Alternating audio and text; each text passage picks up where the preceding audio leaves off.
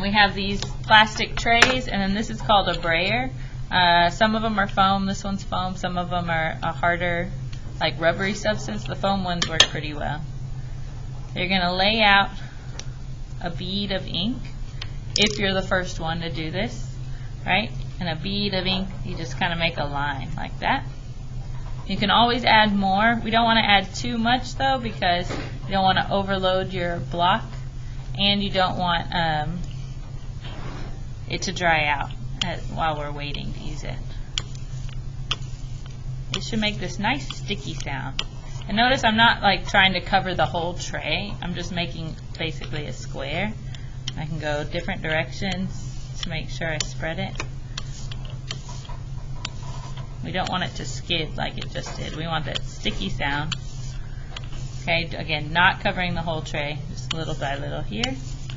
You hear it? It's a good sound. Yeah.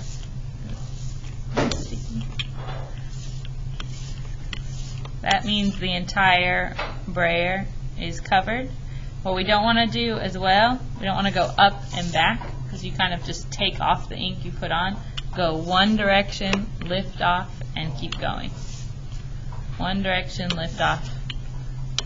You can go multiple directions, but don't go back, forth, because you take off some of the ink. Jessica, you were ready? Let me see your block.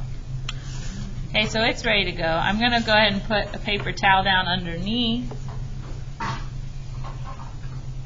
Okay, so here's our block. I'm going to take the brayer and go over it. So it's starting to come up, right? And you do need to go different directions. One thing I like that Jessica did, she had that thick border, and she went ahead and added lines and textures into the thick border. So again, just like over here, I'm not going back forth, right?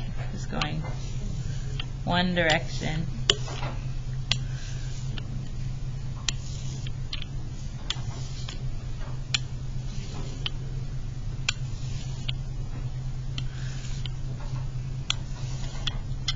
Okay, and we're going to print on newsprint, which is really cheap, flimsy paper. We're just going to do that to test out, did it work? All right. If it did, great. If it doesn't, and some of the places were too shallow, she can go back in and carve a little more and do another test print till we get it exactly right. Okay, so do that. I'm going to put it down. You don't have to worry about getting it too straight with your final copy on there, because we're actually going to cut them out when we put them in the book. Okay, so I set it down. Don't lift and replace it. Again, you don't have to worry about it being too straight. And you're going to go over it with your fingers, rubbing it on, and making sure the paper doesn't slide, getting every corner.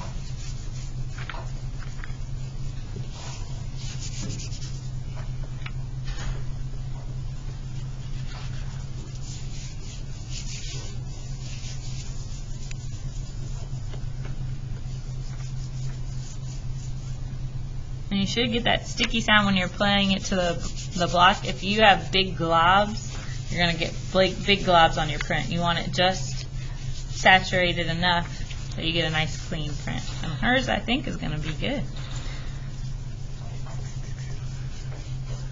You think I've rubbed it enough? Maybe? Okay, and we're ready to peel off. Moment of truth. How'd we do? Looks fantastic, right? So now she's going to evaluate if she carved everything deep enough. All right. If we were ready to print our edition, we'd just go back over it again. Right? If there's something she wants to touch up, or if we're going to pause in between, you can rinse this off in the sink. And it's water soluble, it comes right off. Okay? But yeah, if she were going to do the rest, she'd have her papers ready, she'd re-ink, right? And if you have to add more, you add another line across, spread it out, re-ink and stamp, re-ink and stamp. You do have to re-ink in between each one. Otherwise, you'll get what's called like a ghost print, and it'll be too faded. Okay?